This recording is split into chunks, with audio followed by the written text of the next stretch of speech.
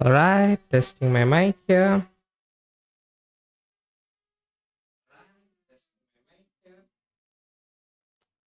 Right, that sounds fine to me.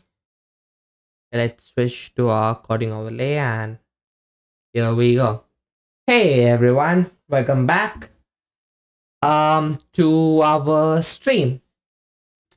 Today I believe would be our final day on the Node.js course. It is stream number 7.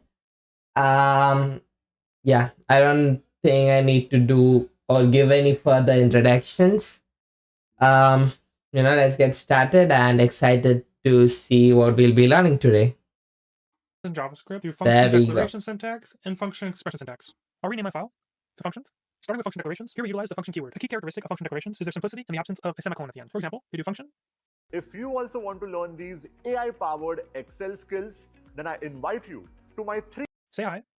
So last time we finished off at yesterday. I believe the only thing that we did was go through many methods related to arrays and strings here and there. Okay, so we have to start from function declarations versus expressions. So yeah, let's start from that. Parentheses, and then console.log. Hi. Then I can invoke it. Just say hi. It's running in the panel. I'll say node functions.js. And here I see executed the same within the code block. So this syntax is straightforward and efficient for defining functions. Now we also have function expressions. Have we created any sort of functions yet?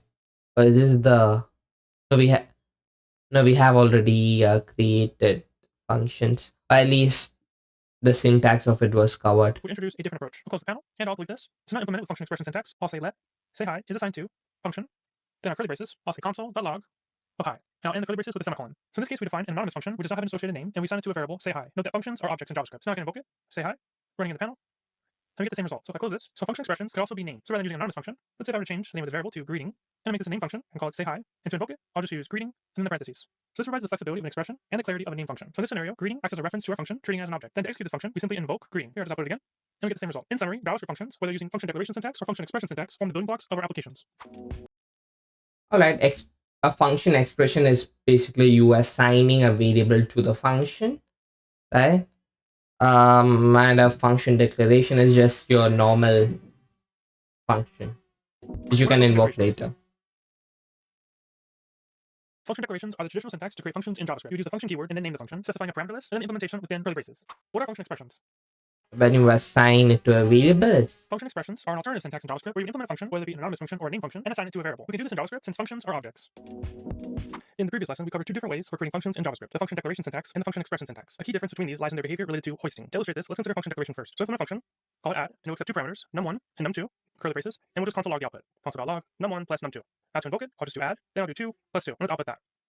So we see the output is 4. Now with this approach, using the function declaration syntax, JavaScript allows us to call or invoke the function before it's defined in the code. So rather than invoking it after its declaration, I can move it before its declaration, and this approach would still work. So if I output it, the code. So rather than invoking it after its declaration, 4. Now with this approach, using the function declaration syntax, JavaScript allows us to call or invoke the function before it's defined in the code. So rather than invoking it after its declaration, I can move it before its declaration, and this approach would still work. So if I output it. Does Python allow you to do the same?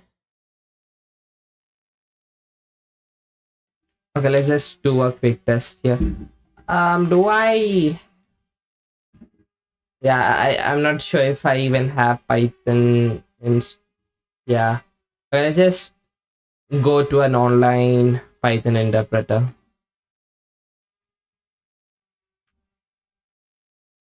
Let's try this out.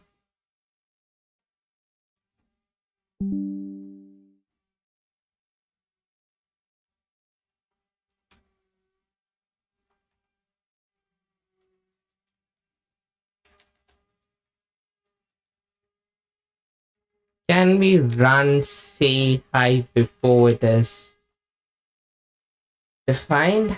I guess. No, we can't. We have to call it after we define the function. Whereas with JavaScript, you can actually call the function before you even define it.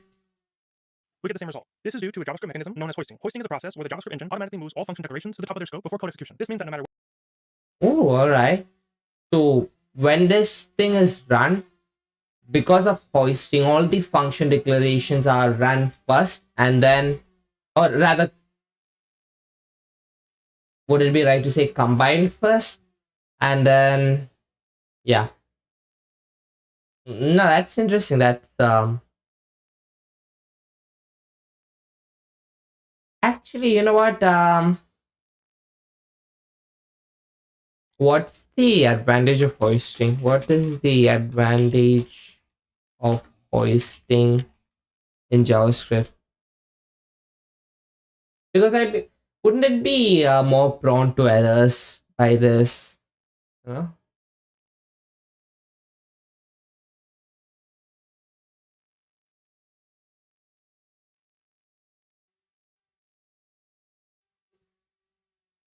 Programmers would not be forced to place the innermost functions at the top of the script block.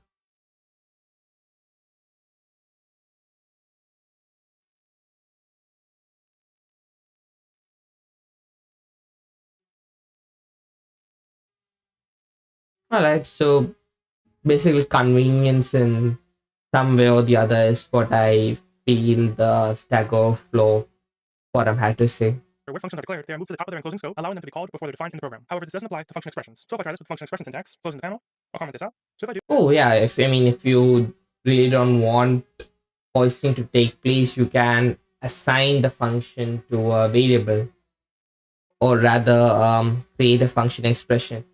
Is my let me just hello.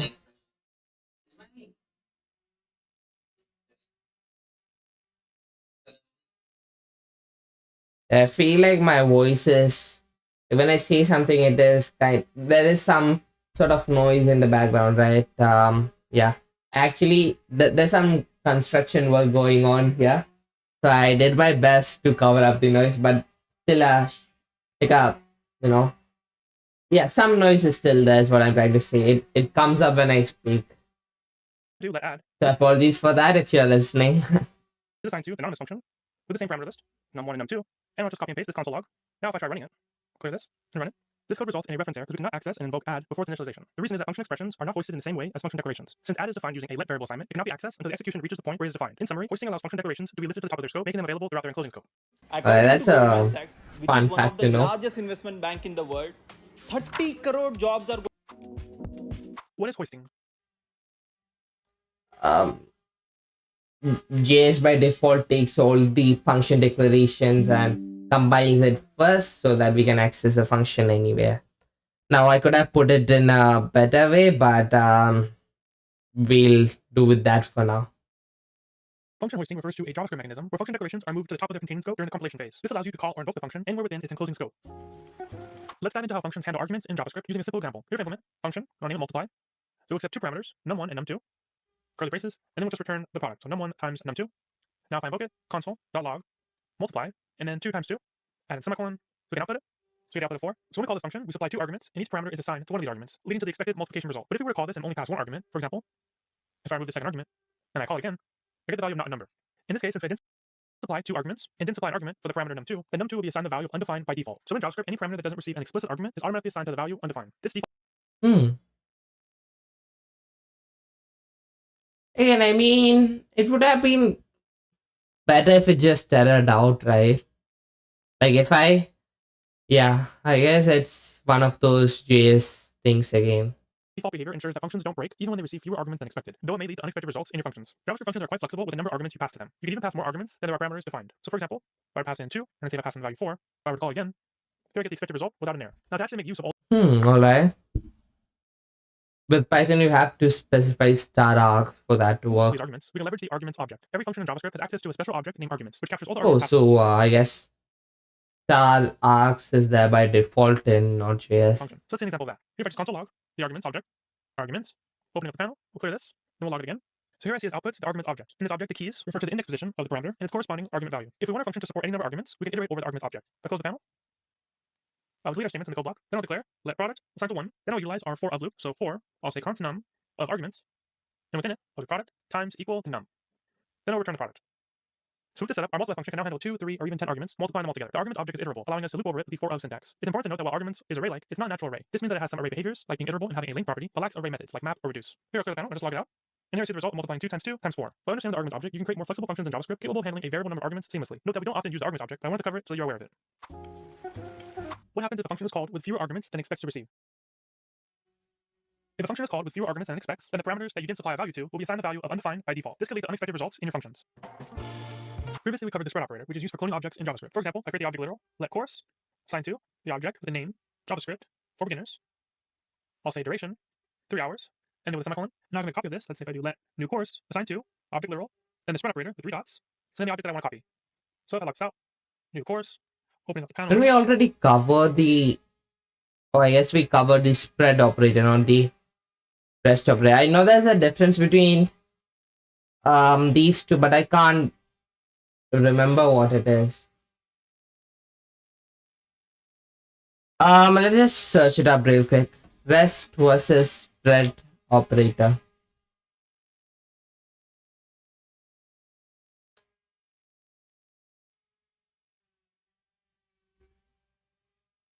All right.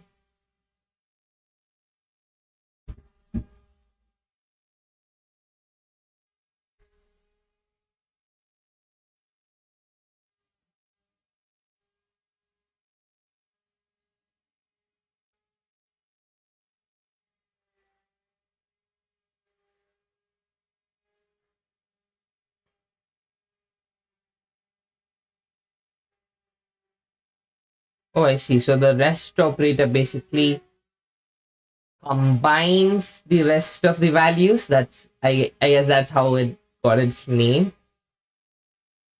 And the spread operator does the inverse. That is it spreads out all the arguments from a list, an array. Well, I guess a list and array are the same thing, but you get the point.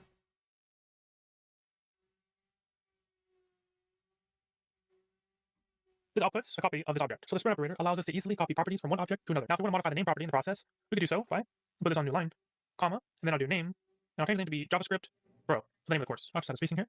Now, if I go to the panel and I run it again, here I see the name property has been updated. So now let's pivot to a similar but distinct use of the syntax in the context of functions. So when we use this dot operator, functions, we refer to it as the rest operator. So unlike the spread operator, which expands an array or object, the rest operator allows us to gather a varying number of arguments into a single array parameter. This is particularly useful when we want a function to accept an indefinite number of arguments. So I'll clear this out. So consider this example. I declare a function, I name it multiply, then for its parameter, I can do args. Specify the code block, I'll say return args.reduce. So this name of args is arbitrary, I can name it whatever I want. So this allows me to specify a varying number of arguments, which we pack into an array. So I can use the array method reduce in order to reduce all the values in the array to a single value. So in this case, it will result in the product of multiplying all these numbers together. So I can do accumulator, and then current value, the arrow function. I'll close the sidebar so I have more room. Then I'll do accumulator times current value. Then I'll specify the value 1 as a starting value for the accumulator. So now I'll put this console.log of multiply 1, 2, 3, and 4. I'll run in the panel. And here I get the value of 24, because multiplying these arguments together. So this shows an example of how we can use the rest operator in our parameter list. So I'll clear this out, close the panel. Let's consider another example. Let's say if I create a function, I call it multiply again. Now for the first parameter, I'll specify that to be multiplier, and for the second parameter, I'll specify that with the rest operator, and I'll name that array numbers. So now I'll specify return numbers.map, and my callback I'll specify number, then number times multiplier, ending with a semicolon. So this numbers parameter will gather any additional arguments passed into the function and store it in an array called numbers. So if I were to use this, I can say console.log multiply. So for the first argument, which we use as the multiplier, and say if I specify 2, then any subsequent value will be an element in the array numbers. So I can do 1, 2, 3, and 4, ending with a semicolon. Now since I'm using the map function, this will return a new array with these values being doubled. So if I put that, I get 2, 4, 6, and 8. So this demonstrates how the rest. I see.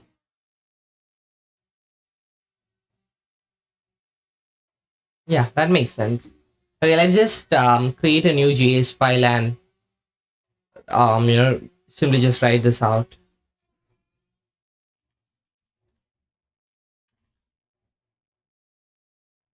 Okay. I guess we'll just use this instead.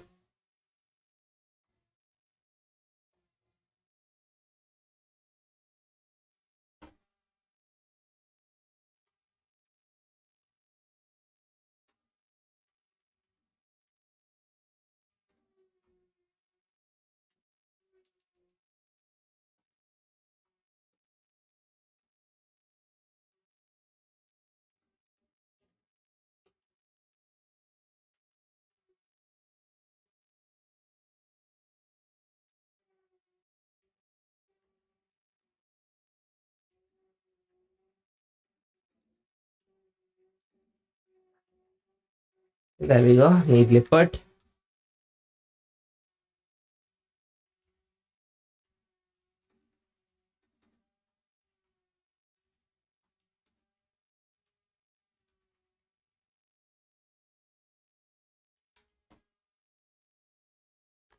What else can we put in here?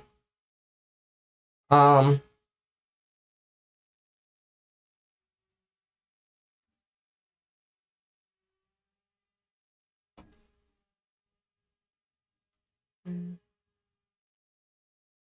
yeah, let's use yeah, his name Stephen Garcia. I hope I'm pronouncing that right. Then what else can we have?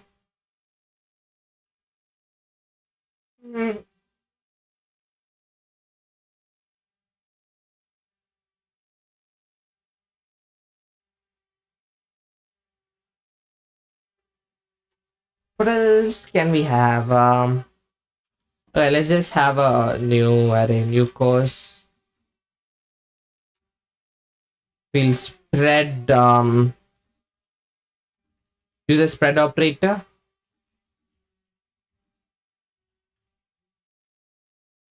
And then let's also have a new key. So what should we name it? Let's just have views, I guess. How many views does it have? 542464.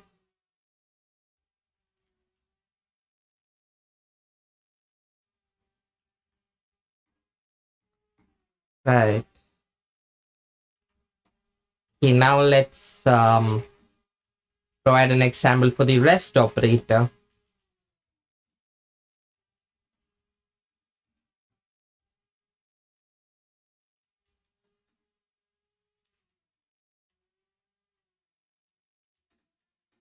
When they're kind of the inverse of each other, aren't they? So let's have a function multiply array.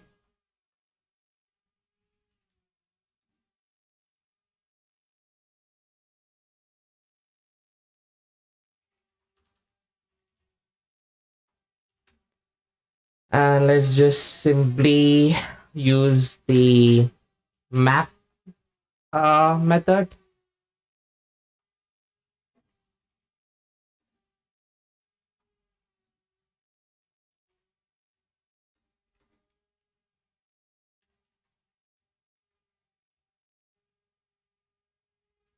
I believe this returns a new array, doesn't it? Yeah, let's just return this thing.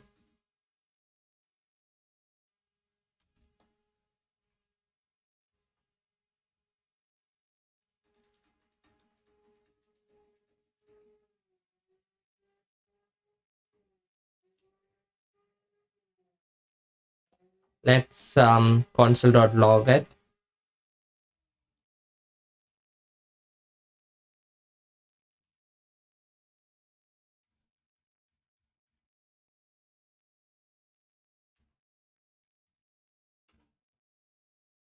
Right, so we have 2468 all the way till 16. Rest operator enables the multiply function to accept any number of arguments beyond the first multiplier parameter. It's important to remember that if a function includes multiple parameters, the rest parameter must be the last one in the parameter list, ensuring it captures all remaining arguments. Also, the name of the rest parameter can be anything, whether it be numbers, args, or any identifier that makes sense in your function's context. What is the rest operator?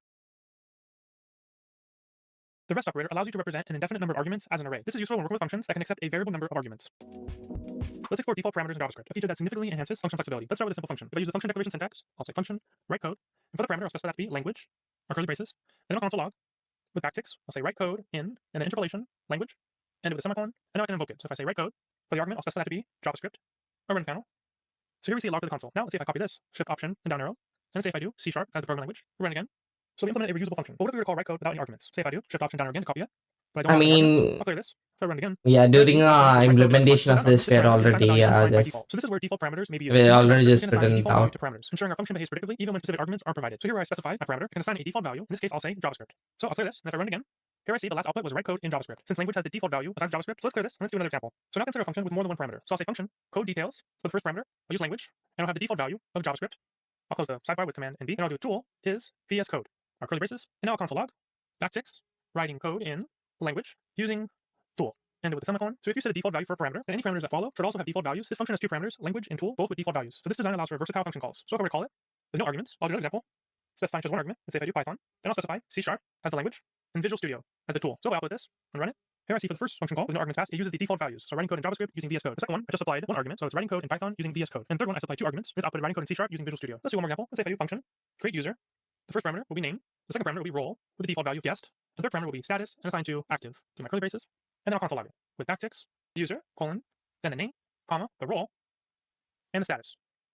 Ending with semicolon. So now I can do create user, and I'll specify the first argument since this parameter is mandatory. So I'll say Steven, and I'll do another example. Let's say if I specify the name to be Alice with the role of admin, and the status is active. Here if I output it. So for this function, the role and the status parameters have default values. So this setup is practical for situations when you might not have all the details up front, but still need to ensure your functions execute smoothly. Default parameters simplify function calls and make your JavaScript code more readable and maintainable, especially when dealing with multiple parameters and the potential for missing arguments. What are default parameters? Default parameters allow functions to have predefined values that are used if no argument is passed to the function. Stop wasting time applying for jobs on LinkedIn or Naukri or other online job portals. You know what? Let's dive into the use of getters and setters within JavaScript objects, which enhance how we interact with object properties. So let's define a simple object. I'll name it const course assigned to, where the name is JavaScript for beginners, and the duration is 3 hours. We'll end it with a semicolon, and we'll just console log it with backticks, say course.name is course.duration. So output that. So we see JavaScript for beginners is 3 hours. So this basic approach allows us to access object properties directly. However, modern JavaScript offers more sophisticated mechanisms to interact with properties, such as with methods. So if I close this, so I'll specify a method in my object, I'll name it details, and I'll say return backticks, I'll say this, as in this current object, dot name, is this dot duration. Ending with a semicolon, so I can comment this out. I can instead do console.log of course.details for calling that method. So if I run this again, I'll get the same output. So while this details method effectively encapsulates the way we describe a course, it's read-only. So we can't directly modify the course details using this method. So this is where getters and setters can come in. So these special methods allow us to define custom logic for reading and writing properties. They're defined using the get and set keywords and are used as if they were regular properties. So to turn this method into a getter, I would use a keyword get before the method name. So to specify a setter, I'll do comma, and I'll say set details for the parameter, that'll be a value.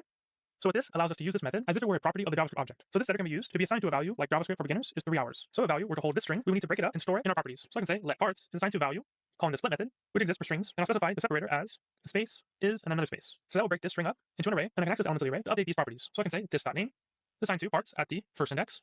Then I can say this.duration is assigned to parts at the second index, at the index of 1. Clear this out. So since this is a getter, it will act as if it is a property rather than a method. So in order to call this, I won't need to use the parentheses. So I'll put that.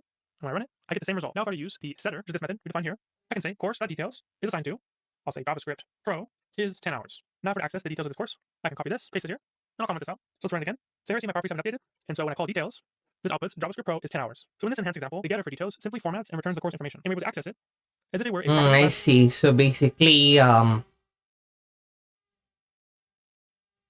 yeah, I mean, I'm aware of getters and setters in the general sense, but yeah, basically, if you use that, you'll be able to kind of provide logic on how an object should handle the assignment operator and just getting the value, accessing the value as such. Yeah. Although I mean, I know it's used here and there, but in the general sense, I don't know. Like, yeah, I feel like it won't be used as much, right? Like, rather than a method. Yeah. Now the setter for details takes a string, splits anyhow, the name and duration let's of the course object, continue. and allows us to modify the course's details in a controlled manner. Getters and setters provide a powerful way to create virtual properties that you can read and set like standard properties, but with additional logic behind them. This feature is especially useful for validation, logging, and dynamically computed properties. Remember, while getters and setters make our objects more robust and encapsulated, they also introduce a layer of abstraction that can make debugging more challenging if not used carefully. What are the get and set keywords? Yeah, exactly. It makes debugging harder in a way. Yeah. The get and set keywords can be used within object literals or classes in order to define getters and setters. This enables you to use a method as if it were a property. The benefit of using getters and setters is it can improve data encapsulation and provide a more intuitive interface for interacting with an object's properties. In this lesson, we'll explore the powerful concept of error handling in JavaScript, particularly through the use of try-catch blocks. So let's consider an object course with a getter and setter for its details property. Now for this parameter variable that we specify for our setter, there's no guarantee that this value is a string data type. For example, someone could do. So let's just have just create this real quick.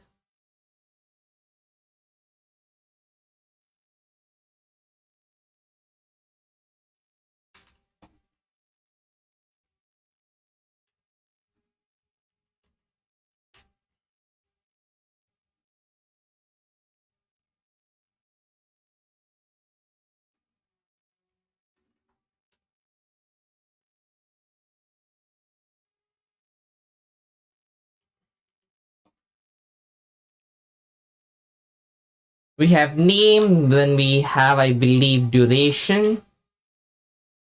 Then we have details.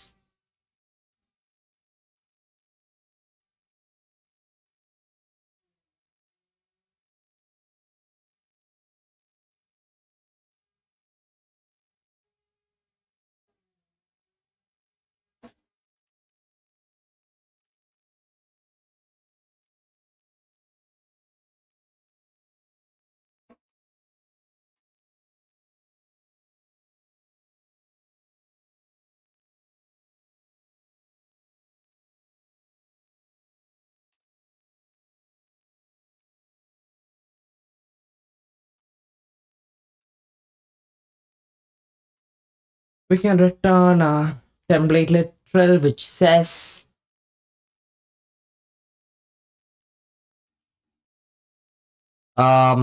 this dot name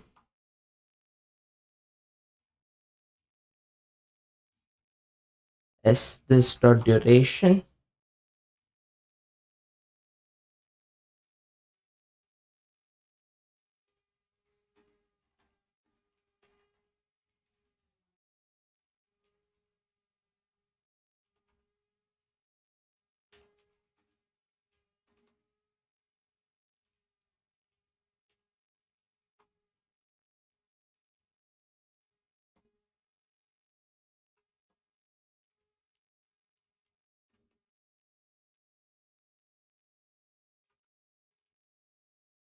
Wanna predict he'll try to use try except in this part, you know, to to to provide an example. But yeah, this dot duration part one. Geez, I seem to be getting a lot of SMS during these streams. Now, yesterday my camera was like just flipping back and forth. Today I guess it's the first time. Course details and assign it to a number, for example. So we want to check and ensure this parameter is a string. So I can check if type of Or not, I is not guess. equal to a string. In this case, we can just return stop execution. Now, while this code will prevent the error being thrown, there are cases when you want to throw an error. In programming, we call this throwing an exception. So here I'll do curly braces, and instead I'll do throw new error, and I'll specify the message to be value, and the value is not a string. So now the programmer who is utilizing the setter will now get an exception, an error, saying that the value they assign it to is not a string. So now if I run this with node functions.js, and it throws this exception. So implementing this check in our setter, we can throw an exception when the value isn't a string, thus preventing unexpected behavior. However, simply throwing an error halts our program's execution and reports the error, which isn't always the desired outcome. So in JavaScript, errors are objects, and when thrown, they create exceptions. Now we don't want unhandled exceptions to terminate our program abruptly. So this is where try catch blocks come into play, allowing us to gracefully handle errors. So I'll close the panel. Here, when we perform this operation, I can wrap it in try catch blocks. So I'll do the try keyword, curly braces, and I'll move this code within this block. So within this code block, we would place statements that could potentially throw an exception. Now if an exception is thrown, then we want to catch it. I can name this E for error or E for exception. So this will allow us to catch the exception without terminating our program. So we can output console.log, a descriptive error message, so I can say Oh, caught. there we go And here I can again. say e.message, which is a property that exists for errors. So now if I run it, run the panel.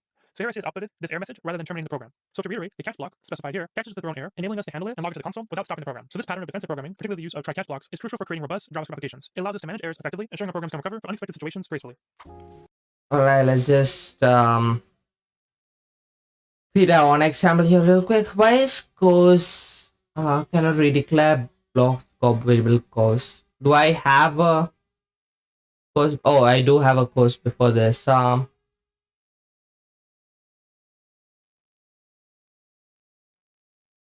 Let's just call it course one for the time being. Alright, so yeah, let's add a comment here. Try except example error hand. Let's just call it error handling.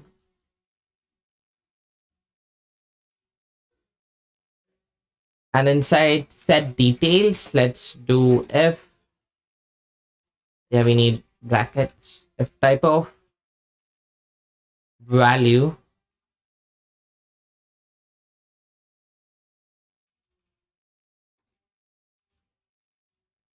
and let's just replace this with a not. I guess we need to, yeah. Is it lowercase or uppercase? That's all lowercase, isn't it? Then we will throw new error saying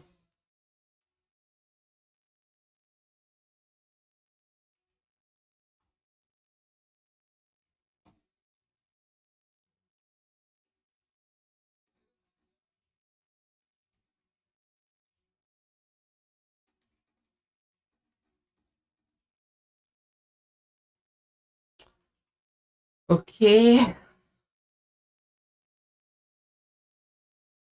And let's just try it out real quick. So first of all, what let me just console.log course.details.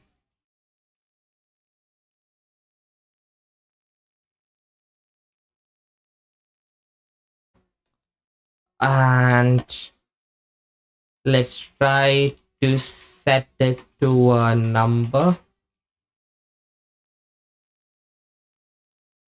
Let an error out. Okay.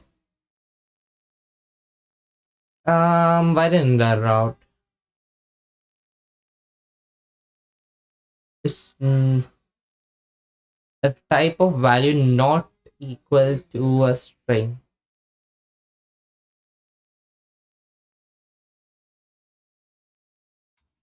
Let's add a new statement.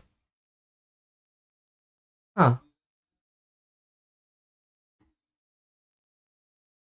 Let's just console.log type of value here.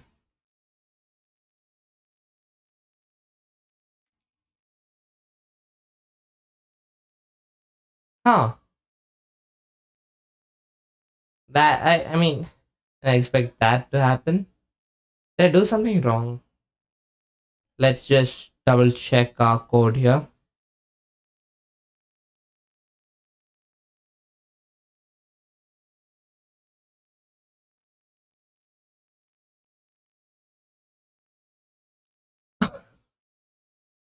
Okay, I see the issue here. It should be course.details, not console.details. Okay, there we go. All right. Now let's wrap this around a try exception block.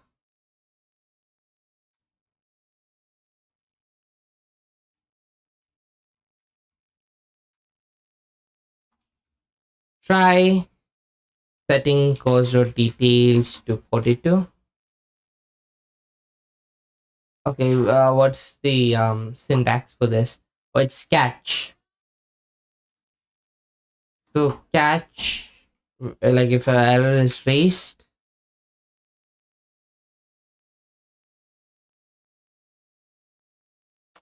we just log.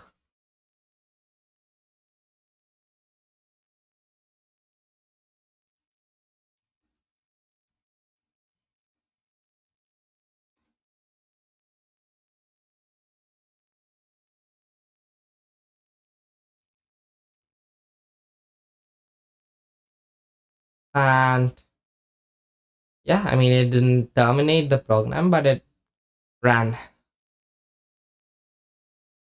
Which is a property that exists for errors. So now if I run it, run the panel.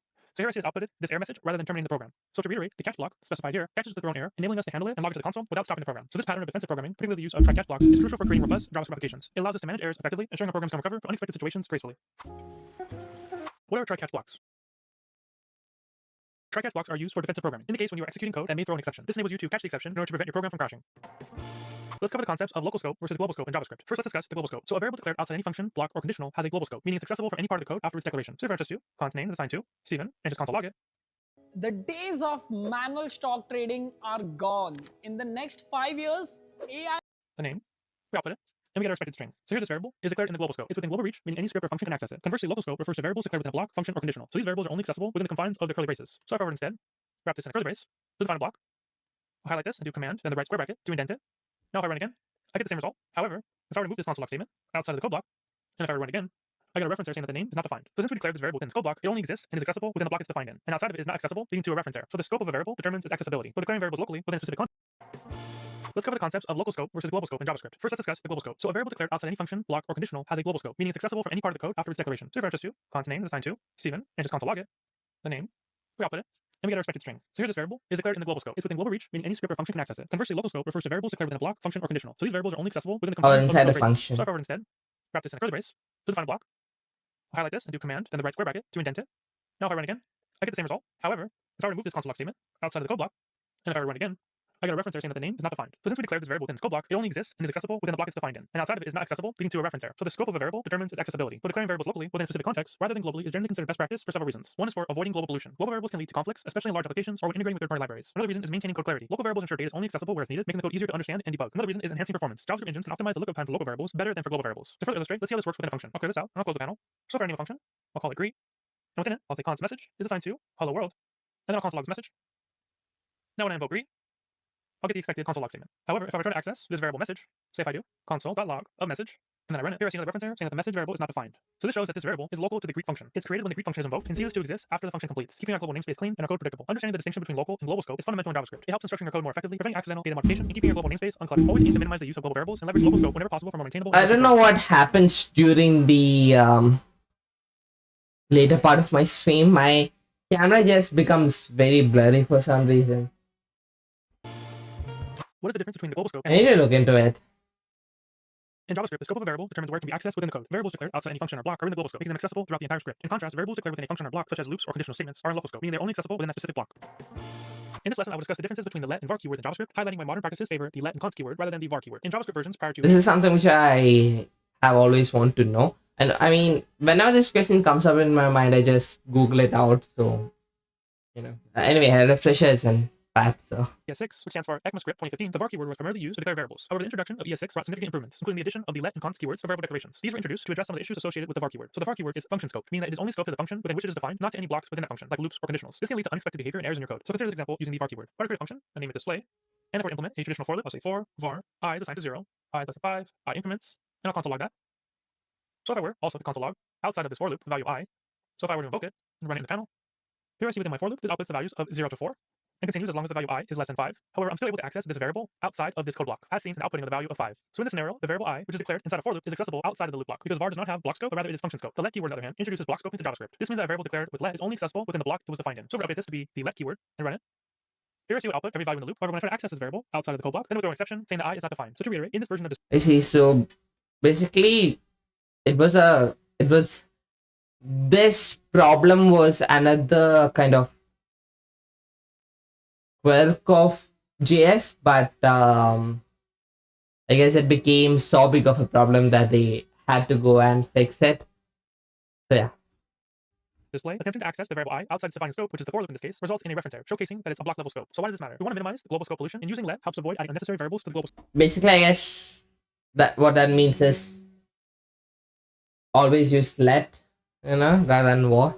Which could conflict with other scripts or third-party libraries. Using the let and const keyword also helps us reduce our errors. So block scoping makes it easier to track where variables are available, reducing the risk of accidentally overriding or misusing variables. It also helps improve code readability. So code that takes advantage of block scoping is often easier to read and understand as it's clear where each variable is defined. So while var has its place in JavaScript history, the introduction of the let and const keyword has provided developers with more robust tools for variable declaration. By understanding and utilizing the let and const keyword and their block scope nature, you can write cleaner, more reliable JavaScript code. What is the difference between the let keyword and the var keyword? Both the let keyword and the var keyword can be used to declare a variable. The let keyword is a modern way to declare a variable, and it was introduced in ES6. The difference is that the let keyword is block scoped and the var keyword is function scoped. With the let keyword, the variable will be accessible within the block it is defined in. With the var keyword, the variable will be accessible within the function it is defined in. In this lesson, we will cover the this keyword in JavaScript. Understanding this keyword is crucial because it refers to the object that is currently executing the function or method. In JavaScript, the value of this depends on the context in which a function is called, not where it's declared. So let's break this down. If I create an object, name it course, with the name JavaScript for beginners, and if I declare a method, I'll name it start console.log of this.name. Now if I call this method, I'll say course.start. And if I output that, I get JavaScript for beginners. So in this example, the this keyword points to this course object, allowing us to access the name property of course. In a regular function, meaning not a method of an object, the this keyword will reference the global object. In browsers, it's the window object, and in Node.js, it's the global object. So if I remove the regular function, meaning beginners. So in this example, the this keyword points to this course object, allowing us to access the name property of course. In a regular function, meaning not a method of an object, the this keyword will reference the global object. In browsers, it's the window object, and in Node.js, it's the global object. I see. So if you try to use this keyword outside of any object, if you're running it in Node, it will reference the, I believe he said the global object, and if you run it in a browser, it will reference the window object. So if I mean, let's just try it out real quick. So this refers, we get the window object, and if I ran it inside Node, I would get, it would it would reference the, I believe, the global object. We're gonna remove this and say create a function and call it start video. And here I'll just console log this. So I'll call this function, call start video, and I'll execute it. Scrolling up. So since I executed this with Node.js, this outputted the global object. And in browsers, this will output the window object. Let me clear this out. So that covers the function declaration syntax. Now arrow functions don't have their own this context. Instead, they inherit this from the parent scope at the time they are defined. So for creating an object, say const course assigned to the name, have their own this context. Instead, they inherit this from the parent scope at the time they are defined. So for creating an object, say const course assigned to the name, ES6 syntax, then start. I don't have to use an arrow function, parentheses, the arrow, curly braces. This will console.log this.name. So now if I use that, course, that's start. When I invoke it, One work. here I see this.name is undefined. This is because when using the arrow function, the this keyword inherits from its parent scope. So in this case, from the global object. And since the global object doesn't have a name property, this value will be undefined. Now you I see. That makes a lot more sense. Yeah. can explicitly set the value of this using I just simply thought that it doesn't work. I didn't know that the reason was because it grabs the global object. Whereas if it was a normal function defined inside the course object, it would inherit from the, like, it would reference the object as such. bind. So bind returns a new function with this bound to a specific object. It doesn't immediately invoke it. So we're going to clear this to demonstrate that. Close the panel. So if I create a function, and I'll name it introduce Okay. with a parameter of language. I'll do console.log. I'll say this.name. Then using concatenation, say teaches language. So if I create an object, I'll say instructor assigned to my name. Now this function introduce has a bind method. So if I say const introduction is assigned to introduce.bind, then I'll pass in this object and with the semicolon. Then if I were to invoke it using introduction, the language I'll specify that to be JavaScript, and with a semicolon, and if I output it, here I see the string Steven teaches JavaScript. So performing Wait a second. So created a function called introduce.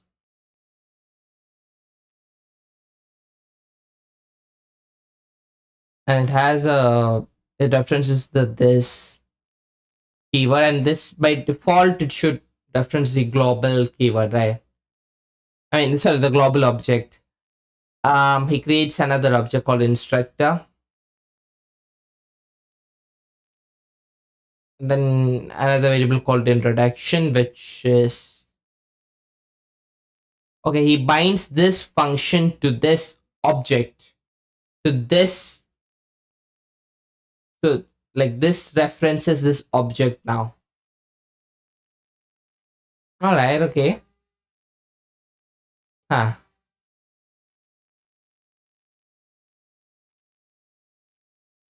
I see. Although I don't see why anyone would use that though. That it's not clear as to why that would be used, but like if you really want to do things this way, I guess you can. So it is there for you to use. the bind, this specifies this.name, which is binded to this object. So the this keyword in JavaScript plays a critical role in determining the context of function execution. Its value is determined by the execution context or explicitly bound using bind. Understanding and mastering this allows for more flexible and powerful code structures, especially when working with object-oriented JavaScript. How would you explicitly set the value of the this keyword for a function or method? Use bind. In JavaScript, to explicitly set the value of the this keyword for a function, you can use the bind method. The bind method creates a new function that, when called, has its this keyword set to the provided value. This allows you to call a function with this set to a specific object, even if the function is defined in a different context. If you're interested in supporting my courses and projects, you can follow me on my new YouTube channel and Instagram at Stephen Cookcraft. And if There we go. you're looking to enhance your health and fitness routine, check out my workout and meal planning app at fitfuelplanner.com. The app offers over 100 recipes, workout plans, meal plans, and a grocery list feature. It's designed to make tracking your calories and macronutrients straightforward and stress-free. I appreciate your support. If you want to become All right, we finally finished our course here by Stephen Garcia. Okay, all right. Yeah, I'm really happy that we finally finished it. And yeah, with this knowledge, I'll move on to whatever comes next. And yeah, always keep on learning. For this, I'll be ending the stream, and along with that, would it be right for me to call it a series? Anyhow, it took us 7 streams to finish this course, and I'm really glad with what we've been able to learn. So all right, let's keep moving. All right, I'll be ending the stream now, and I'll see you in my next one. All right, take care. See ya.